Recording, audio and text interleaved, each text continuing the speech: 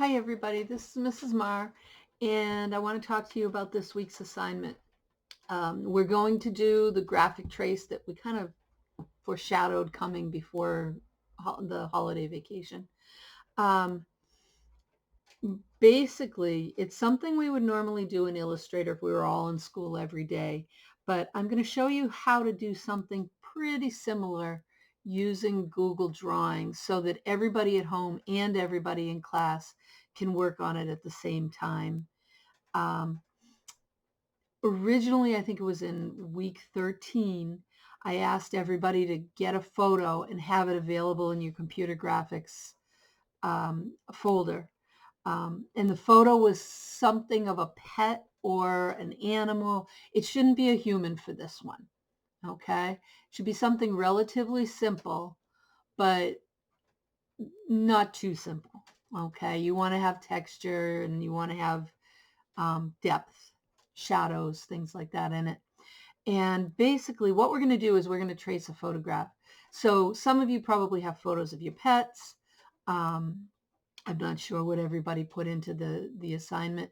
If you don't have something, you can go to unsplash.com and there's plenty of royalty-free pictures of animals that you can choose from.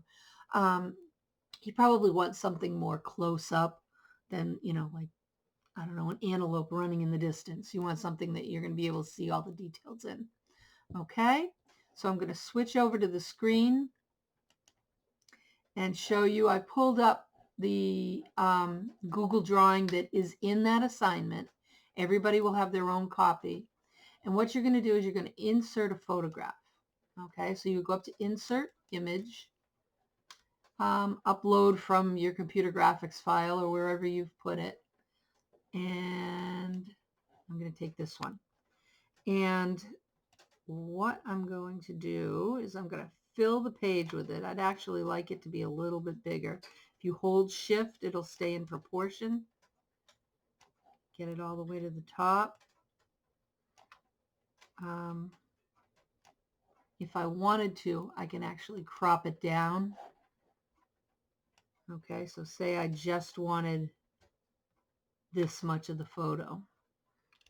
Okay, I can hit Enter and pull it down from there. Focus more on the bird. If I come over here and I click in this corner, I can change the shape of my page to fit what I'm doing.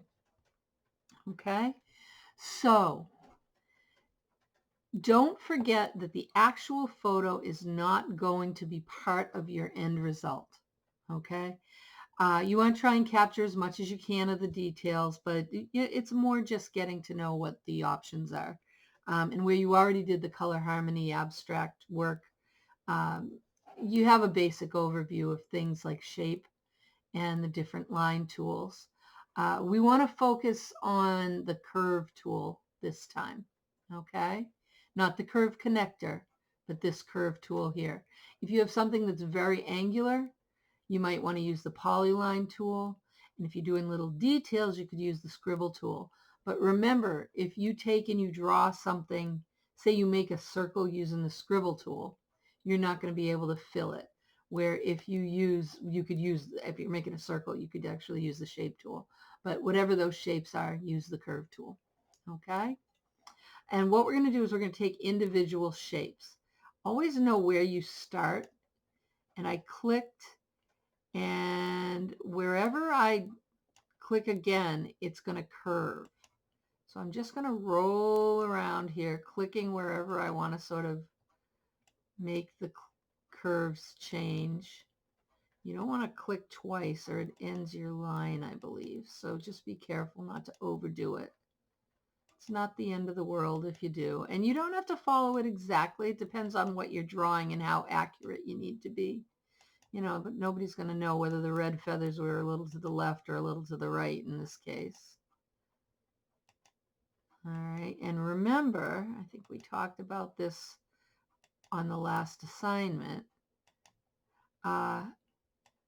You will be able to go back and use the edit points to adjust this if you need to. All right, and you want to make sure you close that up. We're going to work with implied edges for this one. So make sure that you don't have outlines, okay? We don't want it to look like a coloring book that was colored in. So you're going to use they call it the border color here, but we're used to calling it a stroke. And you're going to change it to transparent, okay? And you have a couple of options here. You can go in and you can start filling right away.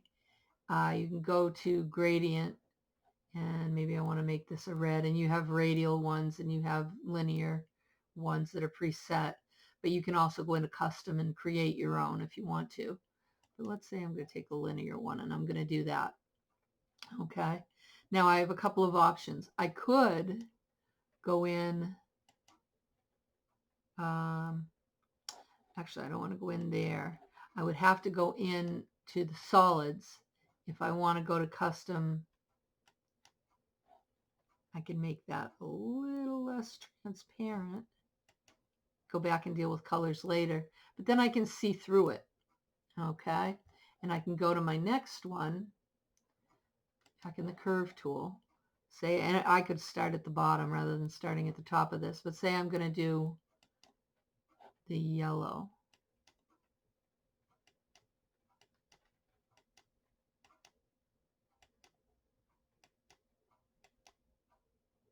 Maybe I'll come all the way down here and just won't put that blue in there.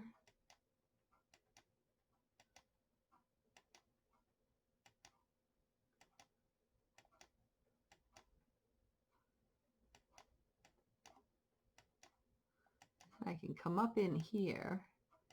Nobody's going to see that part of it. I can come all the way around to there.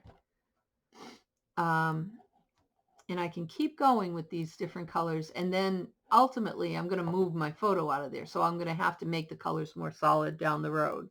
If I make this just yellow now, it's going to be solid, and I would have to go in and change the transparency of it to see. Okay, so that's one way you can do it, so you can see through and see what's going on.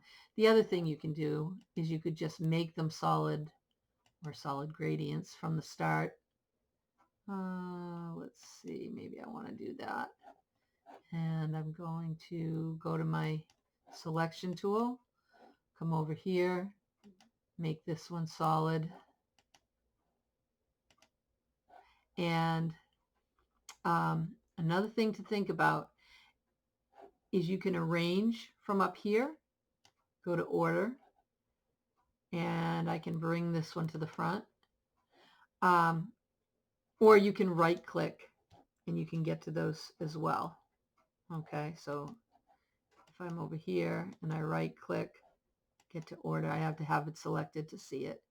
And I can send it to the back, send it to the front that way. Okay. The other thing I can do in this menu is if I select a couple of things, I can group them. I don't know that I'm ready to group yet, but you have a group, ungroup option here. I'm going to pull these aside, and then I'm just going to work with my blue. Okay. But know that you can make them transparent if that's easier for you. Okay. And I'm just kind of whipping through this quickly to give you an idea what you could do. Let's say we're going to come all the way out here.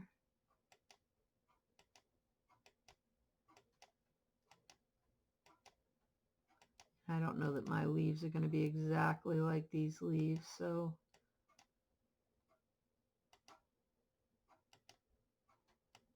now I'm clicking every time I want to make a curve.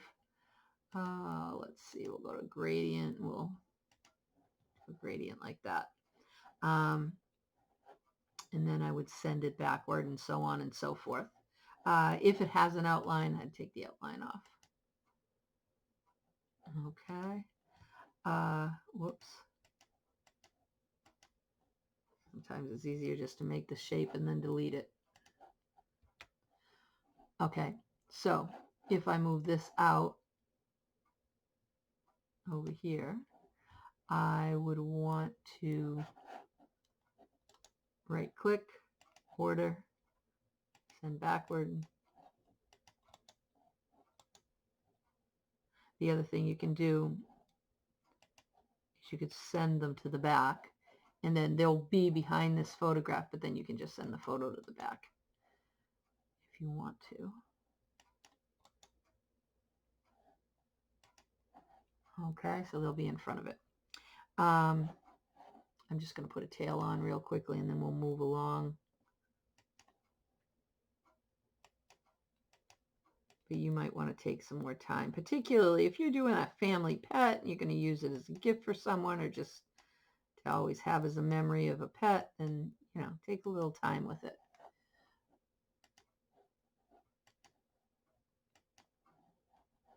Okay.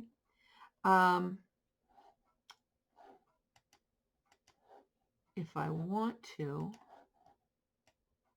well, let's pull these all over for the time being. Right now, maybe I'd want to group. Well, no, I'm not going to group them yet because I move them around and I don't know if they're going to line up quite the way I want them to. Okay. This blue one should be lower. If I double click on that, I'll get these edit points, and then I can come up and alter how my points come together. Okay. If I want to go into this, I can alter that too and go to gradient. I can make a custom gradient. Maybe I want one end of it to be red and the other end of it to be blue, or maybe I want another blue in the middle. I could add, put a lighter blue in there, just have the tip of the tail. Whoops, but I don't want it radial. I want it to be linear, and I want the red at the bottom, so I would flip it around a little bit. Okay, and then I would send it to the back. Now it's behind my photo. That way you don't have to mess with all the layers. Just send the photo to the back. Okay. If I want to do the face, it's very similar. I could do it as one big shape.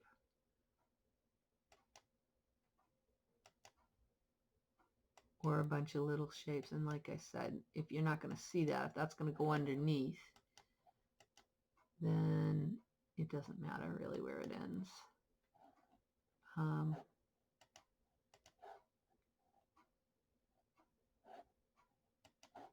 Click on this one, bring it to the front. You could make an eye just with a regular circle.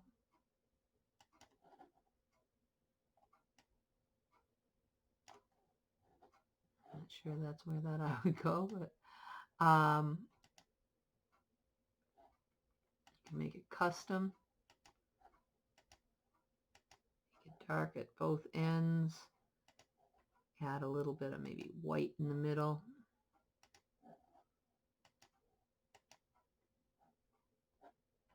Kind of control the darkness.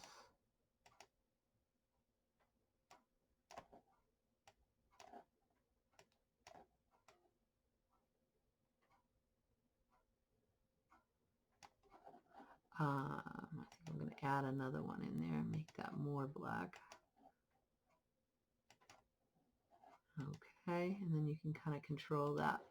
So that gives you an idea. And then maybe what I would do probably is get that out of the way. I would put the beak in. Select what I've got here. Right click and group the whole thing together. Okay, we can put it aside for the time being. And then what I wanted to show you is working on the leaves. You don't have to reinvent the wheel for every leaf.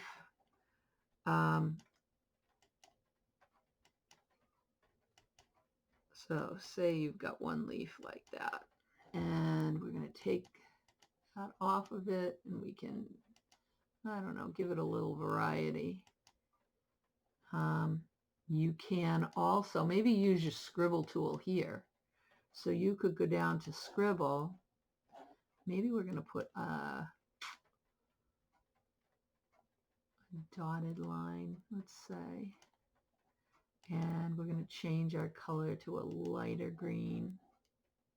Whoops, that did an outline on there because I had that selected and I didn't want that selected, but we can go back and deal with that later. If I'm in Scribble, then I can draw a line here, maybe.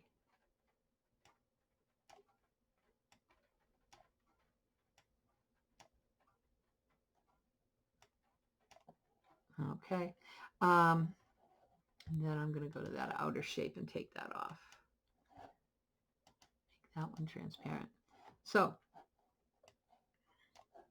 now I can take everything that I have here. I'm going to get rid of one of those lines though. Let's say this one.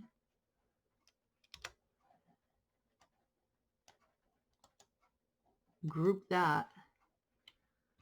Control C, Control V, Control V, Control V.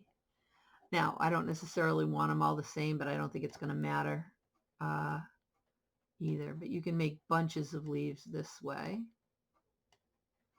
Just cluster them together.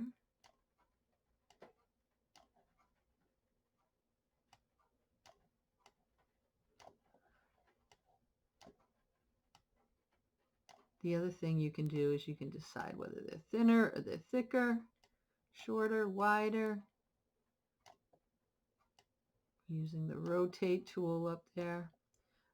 You can flip them. So they don't all have to be the same.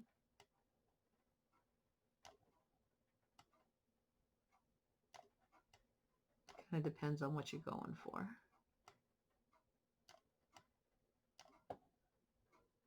All right. And then what you could do is group that. And Control C, Control V, Control V. Some of them might be closer to the viewer's eye, so maybe they're bigger. Some of them could be rotated in other directions. Some of them you could change the colors. You don't want them all lined up like that though. Controls.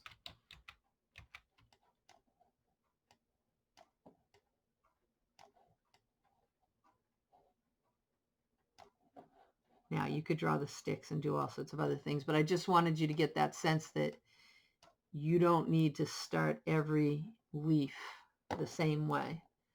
Now, another thing to think about is that you're eventually going to have some sort of background in there. So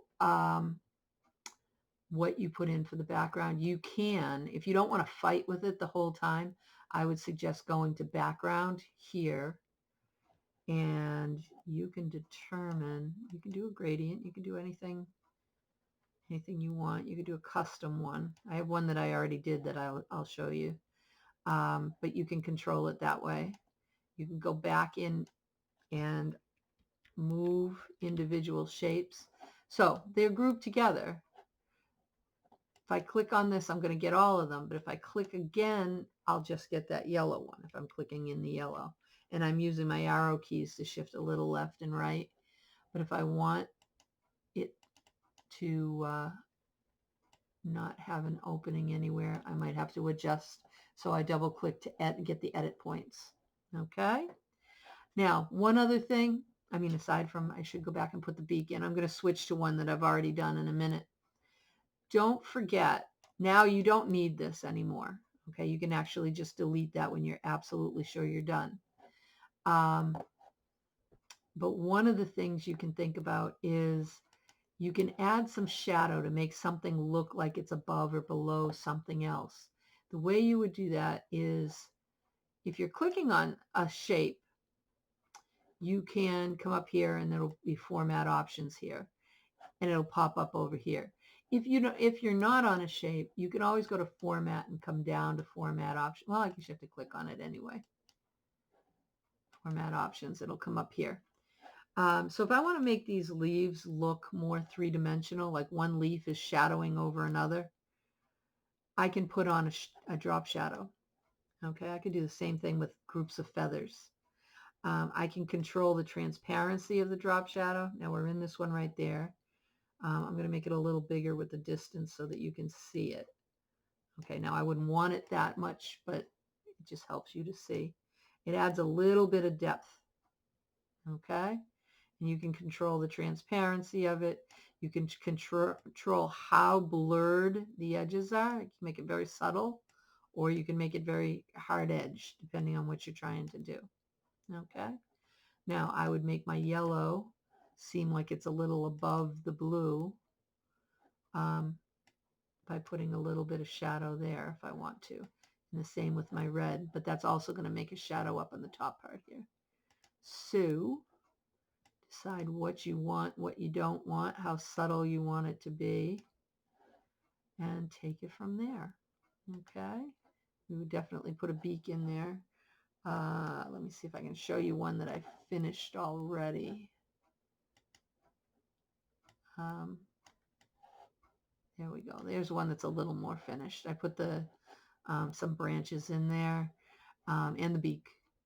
Okay. I had used a gradient on the branches, and then I just repeated that gradient for the background when I did that. And it was a custom gradient. I think we talked about this on the last project, but if you make custom solids, okay, maybe, let's say I want a custom solid that I don't have here. I'm going to go into, I want a certain kind of brown, okay, and I wanted it full transparency. So if I put that custom brown in there, and then I go in, whoops, I changed the face. And then I go in and say I want a different custom, maybe like a grayish sort of tone, and I click OK. Now, if I was to go in here and I go to gradient and I go to custom and I click here, it will give me those different options that are not in this menu to choose from. They're custom solids that I have now to choose from. So I could gradate from one to the other if I wanted to. Click on this one, go back down, click on that, and then get a gradient that is what I want. I wouldn't use it for the face, but just know that you can create more colors than you have available to you by customizing them, but you have to customize the solids, then use them in the gradients. Okay? So when you're done with this, you're going to submit it under, I think it's week 15. If you're looking for your photo that you prep to have ready for this assignment, it's probably under week 13. Okay, I think it was labeled all Wednesday, something to do with photos, submit photo. Okay, if you have any questions, let me know. I'll keep the Google Meet open, so people at home, if you have any questions, you can ask during class, and everybody in school will be working on the same thing. So have a good day. You know where to find me if you have questions. We'll see how they come out. Sounds great. Bye now.